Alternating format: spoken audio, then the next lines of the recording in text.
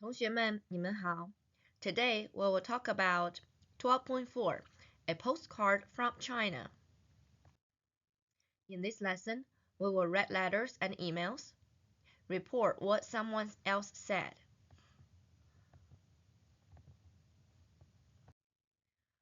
Write letters and emails. Format a letter. Start your message with the name or title of the person you're writing to, followed by Apollo. 王老师，您好，好久不见，最近怎么样？ So they have address, greeting, body, closing, signature, and date, sort of like English. The standard format for letters in Chinese is also used for emails, postcards, or greeting cards, with some variations. Address, greeting, body, closing, signature, date. Always use titles for people who are senior to your age or position. Write a greeting on the second line with a two-character indent. Common greetings are 您好，好久不见，最近怎么样? Start a new paragraph for the body of the letter. Use a two-character indent before each paragraph. Closing the letter with a salutation expression, best wishes. Common salutations include 祝好, 祝健康, or 祝快乐. Write 祝 on a line by itself with a two-character indent and no punctuation. Include the wish on the following line with no indent and an exclamation mark at the end. Sign your name at the bottom right. It's common for letter writers to specify their relationship to recipient before the signature.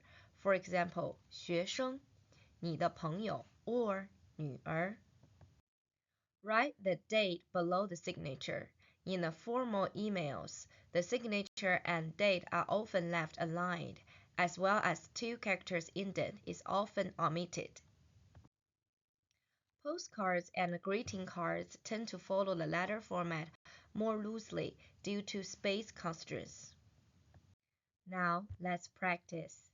Address, greeting, body, closing, and signature, date. Now it's your turn. Which statements are correct? Select all that apply. Address and envelope. Envelope formatting in China also differs from other countries. We have a postage, recipient postal card, recipient address, name, sender's address, and sender's postcode. I think pretty much it's opposite because American, we put the top left is the sender's address, while China put the sender's postal code on the bottom right. Please stamps at the top right corner of the envelope, the postage. Write the recipient's 6-digit postcode in the top. Write the recipient address in the middle of the envelope in the large font. List the address component from the most general to most specific. Write the recipient's name, title below the address, followed by a space and the word 收. Each line for address and recipient's name has an additional indent. Write your own address in the bottom right corner in a smaller font. Include your name immediately after the address, followed by a space and the word 寄. The address and the sender's name are usually written on a single line, with the sender's postal code below. China has 4 municipalities: Beijing, Shanghai, Tianjin, and Chongqing. Their administrative status is the same as that of provinces.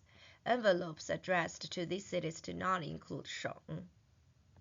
Now let's practice how to write a postcard. Recipient postal address, postage, recipient's address, recipient's name, sender's address and name, and sender's post code.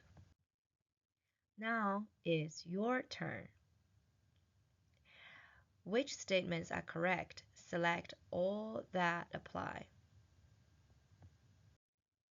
Report what someone else said. To quote someone directly, pattern subject 说 statement. 黄老师说，我家住在东城路9号。Teacher Huang said, my family lives at 9 Dongcheng Road. To directly quote what someone said, subject 说 statement. 王康说，北京的特产特别多。Kang Wang said that Beijing has many local specialties. To indicate that person to whom the statement was made, subject 跟 person 说 statement. 小赵跟我说，他很喜欢纽约。Little Zhao told me that he likes New York. Adding a comma between a verb and the reported statement is optional. Another way to indirectly quote what someone said is subject 告诉 object statement. While 说 can be used to report any statement, 告诉 is most often used to report someone that is objectively factual. For example, 他告诉我毕业以后他想去中国工作。He told me that he wants to go to work in China after graduation. If you don't want to specify the source, you can say 我听说 before a statement. Pattern 我听说 statement. 我听说这个景点很有名。I heard that this tourist site is very famous. Use subject 问 object to indirectly quote a question. 妹妹问我有没有给她买纪念品。My sister asked me if I bought her a souvenir. 妈妈说，暑假我们去旅游吧。Mom said, let's go to travel this summer. 我说，你不去上海了。You said you won't go to Shanghai. 没有人告诉我要带护照。Nobody told me that I need to take my passport. 我听说这里可以买明信片。I heard that I can buy postcards here. 姥姥问我去没去看熊猫。My grandma asked me whether I went to see giant pandas. Now it's your turn. Select indirect quote that someone made. Select all that apply. Now let's do a quick review to write a letter as emails, address, greeting, body, closing, signature, and date. For postcard, postage, recipient postal code, recipient address, recipient name, sender's address and name on the bottom, and the sender's postcode on the bottom. Report someone said. Direct quote 妈妈说她不跟我们去中国了 Indirect quote 妈妈说 or 告诉 or 跟我说她不去中国了 Now let's talk about everyday Chinese. 亲爱的 Use this phrase at the start of a letter to mean dear, honey, or darling. This usage is borrowed from English. 亲爱的爸爸妈妈 Dear mom and dad. 亲爱的你好 Hello, darling. Now it's your turn. 差点儿 means almost nearly. It is used to describe a situation where something was very close to happening, but didn't actually happen. 我差点儿没坐上火车. I almost didn't get on the train. Now it's your turn. 最后 use it to mean finally, lastly, at last. 最后祝你们身体健康. Lastly, I wish you wealth. 最后他说他明天会来. At last, he said he will come over tomorrow. Now it's your turn. You're about to finish your email. Like 等等 to tell someone to wait. 等一下，我跟你们一起去. Wait a while, I will go with you all. 等一下，我忘了带护照. Wait, I forgot my passport. Now it's your turn. 亲爱的 is a term of endearment used to express affection, closeness, or love. 差点儿 means almost, nearly.